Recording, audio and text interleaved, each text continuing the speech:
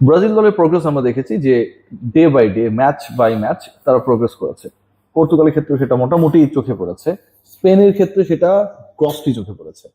শুরুটা আসলে আসলে যেভাবে করেছিল এই দলগুলো, যত সময় গড়িয়েছে তত তারা প্রোগ্রেস করেছে, এবং এখন পর্যন্ত ব্রাজিল বা স্পেনকে কিন্তু তাদের শুরুর দিককার যেই পারফরমেন্স তার সাথে আসলে কম্পেয়ার করার কোনো সুযোগ নেই। গোল স্কোরের ক্ষেত্রে এই দলগুলো এককভাবে কারো উপর নির্ভরশীল না।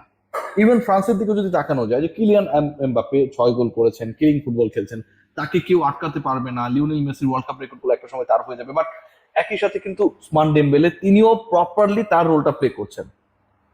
ফিনি জুনিয়র তার রোল যখন প্লে করতে ব্যর্থ হচ্ছেন অথবা করছেন, প্যারালালি আমরা কিন্তু কোন একই রোল প্লে করতে দেখি।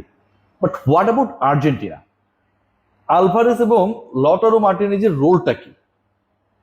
তাদের রোল কি? তাদের রোল কি হওয়া উচিত? তাদের রোল হওয়া উচিত ডেফিনেটলি তারা স্কোর করবে, এবং ওই পজিশনটাই তারা খেলছে, যে ডিফেন্ডার সে ডিফেন্স করবে, মিডফিল্ড প্লে মেক করবে, স্ট্রাইকিং জায়গাটায় যে থাকবে সে গোল করবে। লাস্ট ম্যাচে 3টা গোল হয়েছে, খেয়াল করে দেখবেন, এবং সেই 3 গোলের প্রথমটা লিওনেল মেসি করেছেন।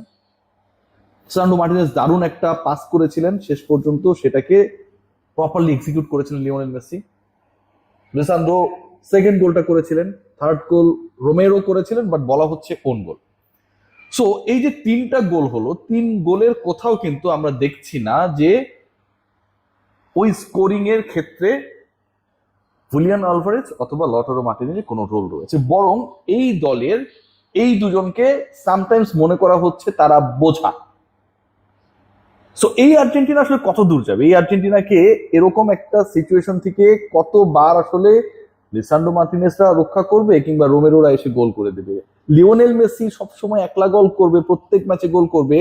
চ্যাম্পিয়ন হতে গেলে আরো 4টা ম্যাচে আর্জেন্টিনাকে জিততে হবে, এবং পা হরকানোর কোনো সুযোগ নেই। কেপ ভার্দের বিপক্ষে যে পারফরমেন্স করেছিল সেরকম পারফরমেন্স করলে আসলে পরের রাউন্ড থেকেই মিশরের বিপক্ষে তারা বাদ পড়েও যেতে পারে, সেই সম্ভাবনা যথেষ্ট রয়েছে। সেই জায়গাটাই আসলে আমার কাছে মনে হয় স্কোরিং এর জায়গাটা একটা বিশাল গ্যাপ রয়েছে, এবং লাস্ট ম্যাচে সেটা প্রমাণিত হয়ে গেছে।